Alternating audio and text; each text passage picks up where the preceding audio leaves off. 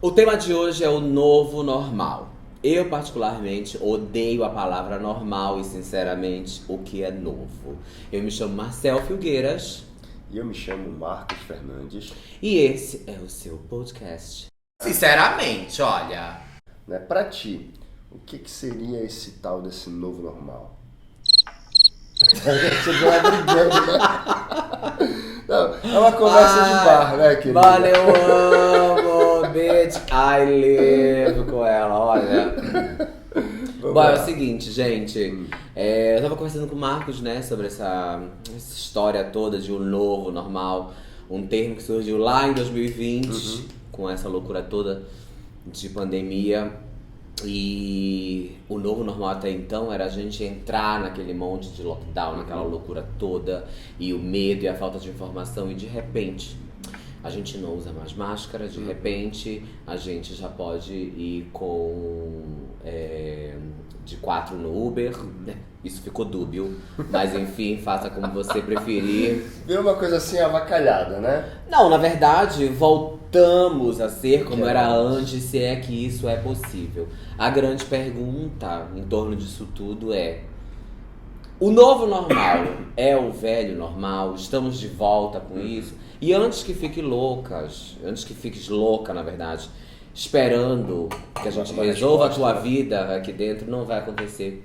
Porque a gente tá aqui realmente para questionar e te deixar mais confusa do que tu entrou.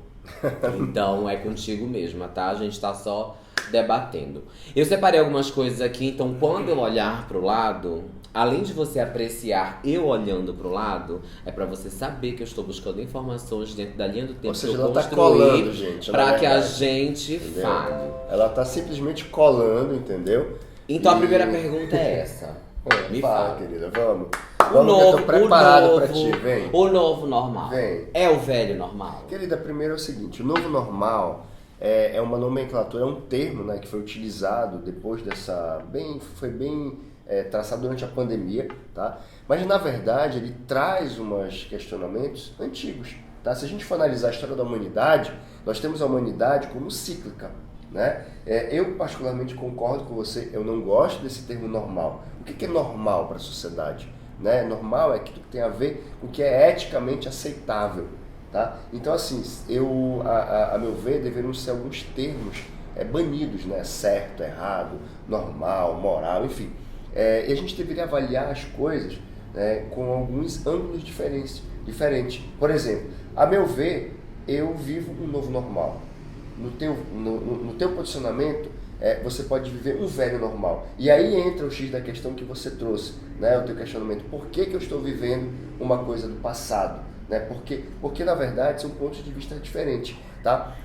Se eu escolher uma ramificação da minha vida em relação à minha profissão, tá? Eu vivi coisas completamente diferentes, eu vivi novos hábitos, eu vivi novas relações, eu vivi novas experiências. Isso para mim hoje eu consigo resgatar através dessas experiências muitas coisas boas aprendidas. Eu comecei trazendo um normal numa amplitude maior, mainstream, geral, falando com a massa. E aí tu já trouxeste que existe uma possibilidade de existirem novos normais individuais dentro do seu próprio contexto. Isso, baseado em cada indivíduo, né? Cada indivíduo tem o seu próprio contexto, né? Aprecio porque eu acho que faz sentido. Olha, ela gostou! Você viu que eu tô tão sem critério. Ai, olha, gente. Não, mano, isso não é sem critério, isso chama-se clareza. Clareza dos pensamentos, entendeu? Escuta, Você está sendo, na verdade, flexível, muito bem, empoderada. Isso. Entendeu? Você está mostrando a sua vulnerabilidade, entendeu? Abrindo seu coração para coisas novas. Isso, eu não tô medicada. Ou você não está hoje. medicada. Tô mal. Diretor, pega o comprimidinho dela, por gentileza. Mas o ponto é esse, eu acho que é importante a gente ter esses dois âmbitos, sim. Eu trago essa visão mais ampla, né, em termos de sociedade, como eu coloquei, né, pra mim o fato de conseguir ir à academia sem usar máscara é uma grande vitória pra quem tá indo, né, porque já liberaram há meses e eu ainda não fui. E eu tava esperando esse momento, agora eu tô sem desculpa. Mas, só um minutinho. Aí, o fato de trazer essas questões individuais faz com que a gente reflita de que realmente não dá pra ser tudo isso tão... não dá pra trazer a ferro e fogo. Uma coisa que eu quero pontuar aqui, gente, e que eu acho que é muito legal. Por que eu odeio a palavra normal? Porque como LGBT, desde sempre, desde antes, bem antes do leite condensado, eu e minha comunidade já somos colocados como párias da sociedade, né? Aquelas pessoas que estão à margem. Então, a gente é considerado qualquer coisa menos normal. Na verdade, a anormal é o que nos define desde sempre. E eu, se um dia achei isso ruim, não me lembro, porque na verdade eu amo ser gay. E aí essa palavra, eu acho que ela te coloca exatamente em toda essa estrutura que é aceitável. É branca, moralista, classicista, cristã, de que só aquilo serve. Então por isso que eu detesto a palavra normal. Ah, mas o que tu usa? Eu uso a palavra comum. Eu geralmente uso a palavra comum e isso me salva bastante. E em relação à palavra novo, tem aquele ditado, né? Nada se cria, tudo se transforma, tudo se copia, algo dessa natureza. E eu concordo com isso em partes, porque realmente hoje o que as pessoas têm criado tá muito fora da curva mesmo, de tudo que a gente pode imaginar. A gente já tem muitas referências, muitas inspirações no Brasil, seculares, mundiais, milenares.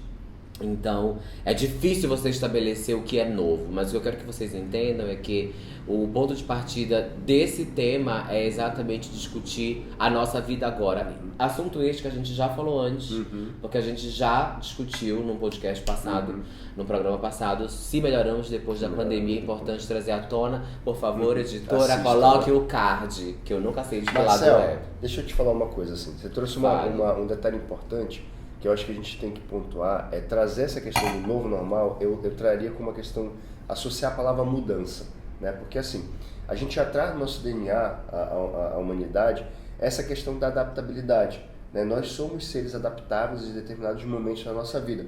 E eu acredito que esse novo normal, na verdade, ele é uma mudança, ele é um reflexo dentro da nossa sociedade de que nós somos seres em constantes evoluções, em constante evolução, tá? E aí quando você pega a palavra mudança, né, no seu sentido geral, você vai entender que a tua vida, ela tem diversos eixos e diversos aspectos, tá? Então, quando a gente pensa em vários normais, vários novos normais, na verdade você está desmembrando cada aspecto da sua vida, tá? Então, trazendo uma analogia, né, para a nossa vida, que é o que a gente traz que é o que a gente pode falar, né? O que a gente não está aqui para poder... O lugar de fala é nosso. Isso. Evangelizar ninguém, né, com questionamentos. A gente traz as nossas experiências pessoais e como que isso impactou positivamente na nossa vida, tá? Então, trago em relação, por exemplo, a questão... Vamos desmembrar questões financeiras, por exemplo, né? Na pandemia, eu precisei me readaptar financeiramente, né? Porque eu tinha um ambulatório que me dava já uma estrutura boa e do nada teve que parar esse ambulatório. Então eu tive que me readaptar, me reinventar e procurar outras fontes de trabalho, outros campos de trabalho, nas questões profissionais, né?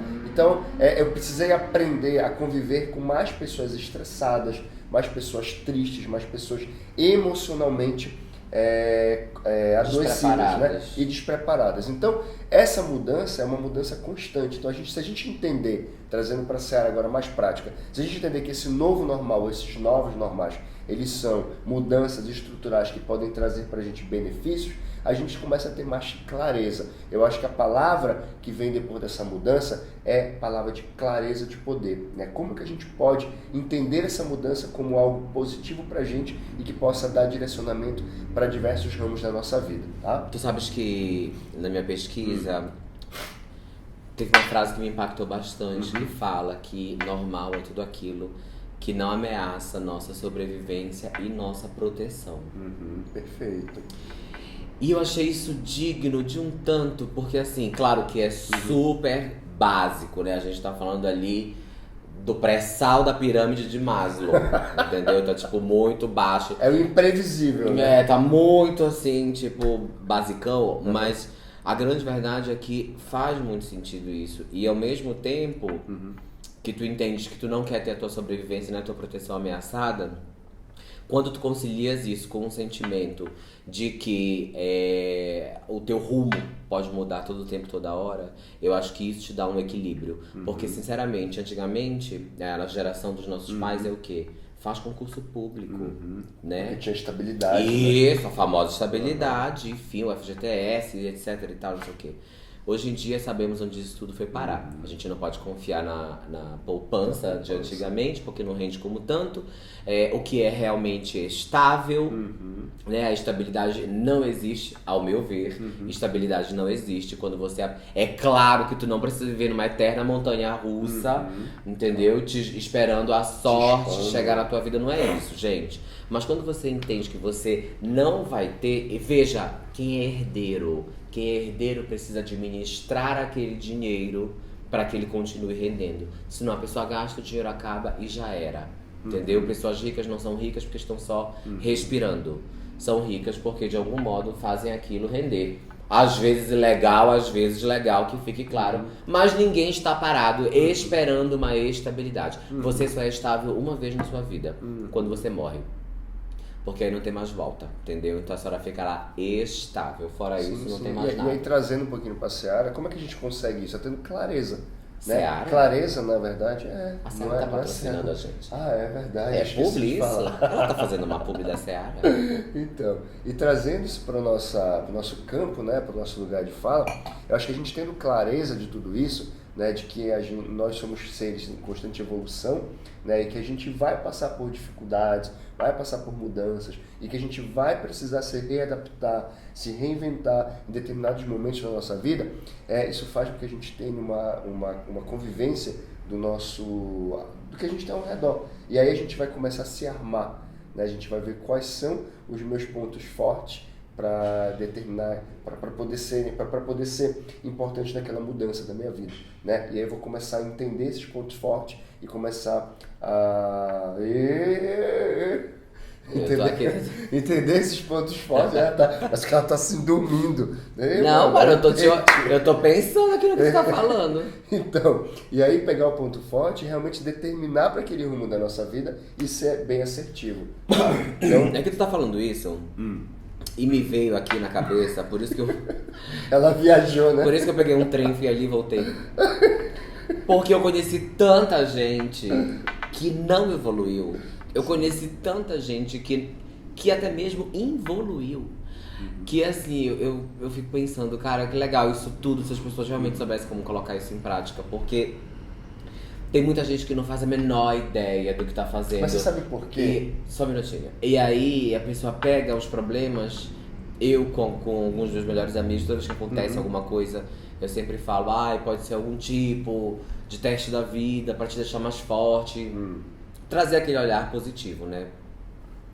Que às vezes é só tu te fazendo de doido mesmo pra poder passar pela situação. Mas o ponto tem muita gente que não enxerga isso e que acaba vendo aquilo como uma eterna ladeira abaixo. Então eu acho que é importante a gente entender que tem gente que não tá evoluída mesmo, que não vai evoluir e que talvez, mesmo que tu estejas evoluído, tu não esteja nem preparado pra ajudar, porque tu tá acabando de te, sabe, João de Barro, de construir tua própria casinha. Então que tempo tu tem de estar lá pra ajudar o outro? Aí é uma questão individual, muito. Né? Não, mas aí eu entendi o que você quer falar, mas aí é uma questão individual, né? O que cada um tem, o que cada um, é aquilo que eu te falei dos pontos fracos e ponto forte, né? Se a dor que eu vivi durante a pandemia me fez refletir sobre isso, ok, eu vou entender que eu preciso melhorar algum ponto da minha vida. Mas se o que eu vivi na pandemia, né, se eu fui para festa clandestina, se eu não usei máscara nos momentos que eu deveria usar, se eu corrompi a sociedade de alguma forma, se eu não vivi aquele processo que era necessário, tá? A gente não vai conseguir entender os pontos a serem melhorados. Tá? E aí eu entendo que nesse aspecto você quer dizer que algumas pessoas regrediram, né? Por quê? Porque para elas pouco importa, a pandemia passou, né? Eu até acho que a pandemia foi um marco, né? Que veio na verdade trazer e impulsionar algumas coisas na sociedade e que a gente acaba historicamente usando isso como referência, mas que na verdade a gente vive aqueles mesmos problemas, né, da pandemia, a gente vive hoje também.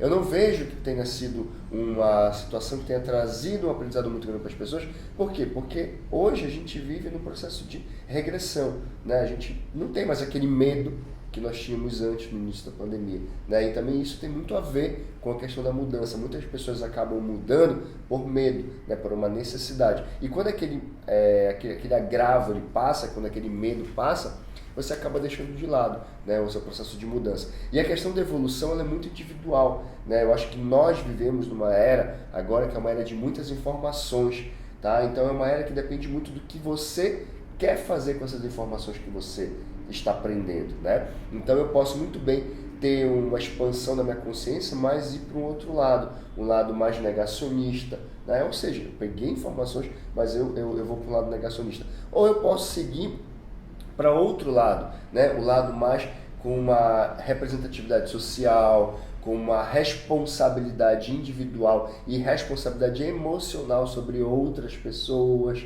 tá? Então tudo isso envolve. Tem um autor que é muito famoso, e o pessoal deve conhecer aí, o Yuval Harari, né? O israelense. Ele traz muito essa temática, né? As pessoas vão lembrar dele. Ele escreveu o livro Homo Deus, né?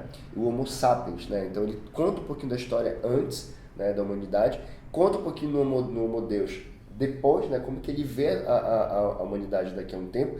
E aí, nesse meio termo, ele começou a escrever um livro que eu recomendo muito para vocês, As 21 Lições do Século XXI. Esse livro é fantástico, porque ele pega vários aspectos culturais, econômicos, políticos, sociais, financeiros, espirituais, e ele traz numa linguagem muito acessível para as pessoas, fazendo com que a gente tenha reflexões sobre como nós vivemos hoje, o que nós faremos com as informações que temos hoje e como que nós podemos ser pessoas melhores no futuro. Eu acho que a grande sacada do novo normal é a gente entender que nós somos seres em constante evolução, que nós vivemos uma mudança e que essa mudança ela tem que ser uma mudança melhor, não só para a gente, mas uma mudança para o próximo que está ao nosso redor e principalmente para o planeta.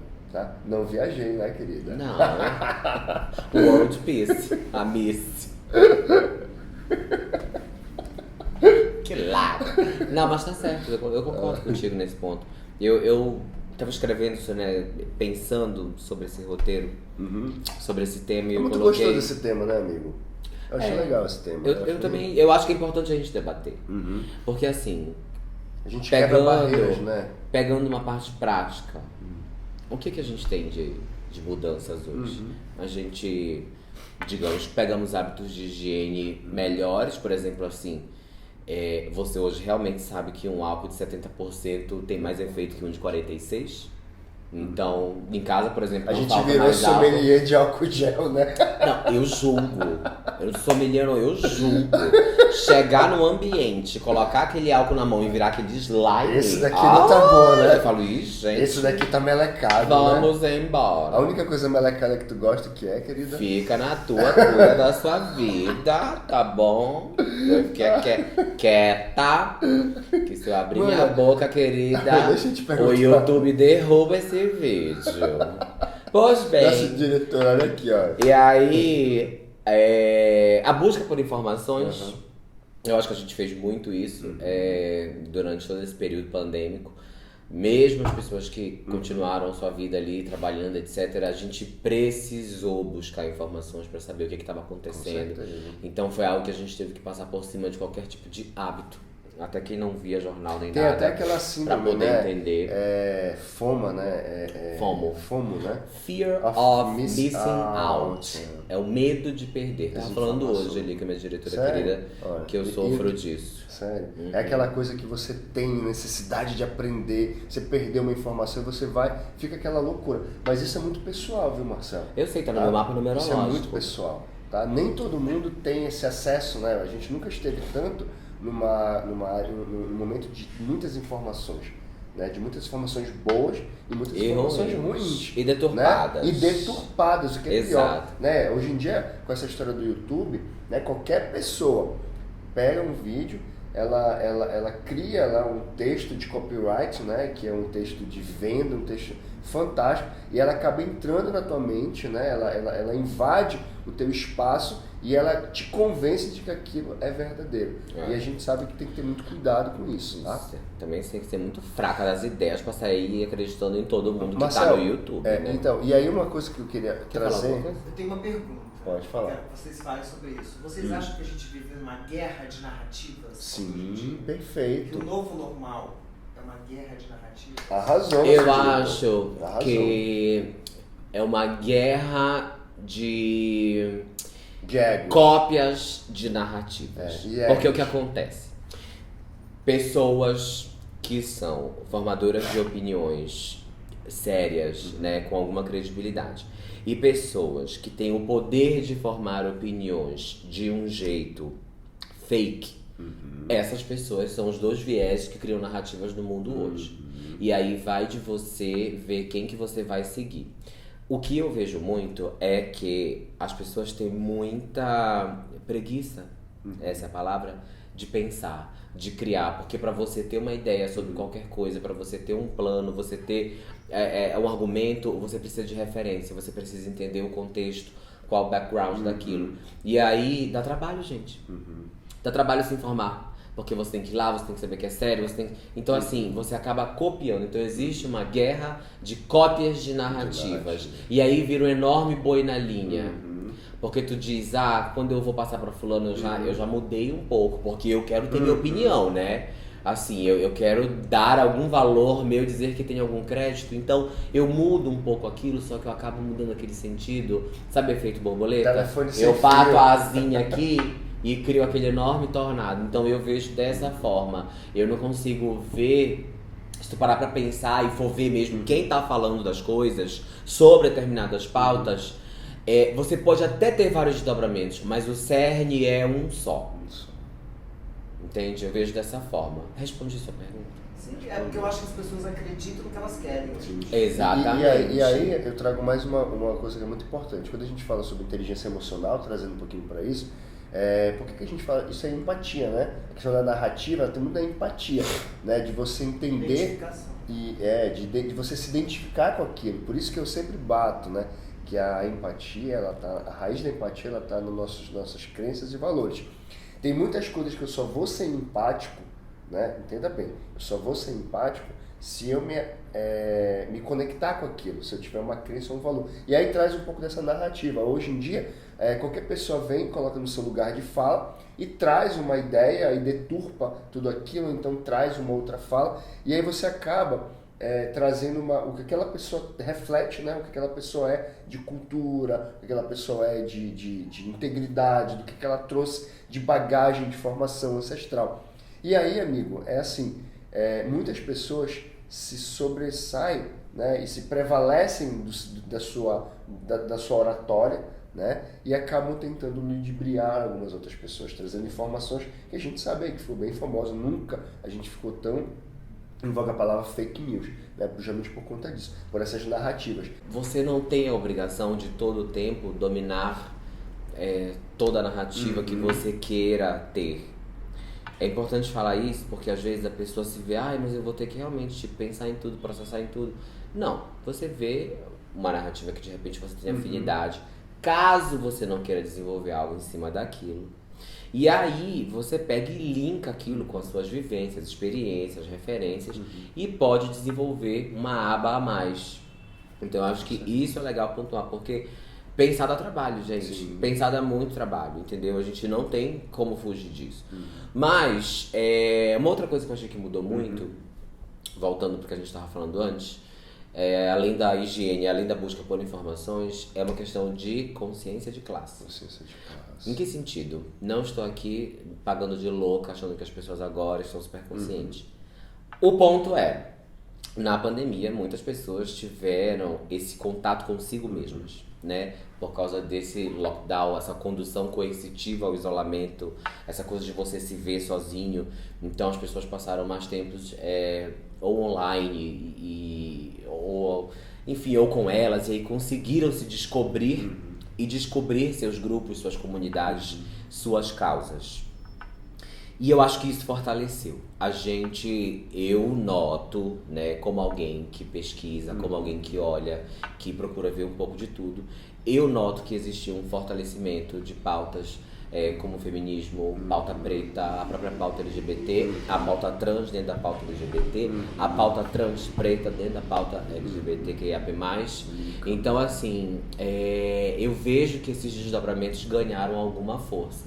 Então, falando por mim, esses dias eu fui almoçar num restaurante nos Jardins aqui em São Paulo, que é um bairro nobre daqui e elitizado.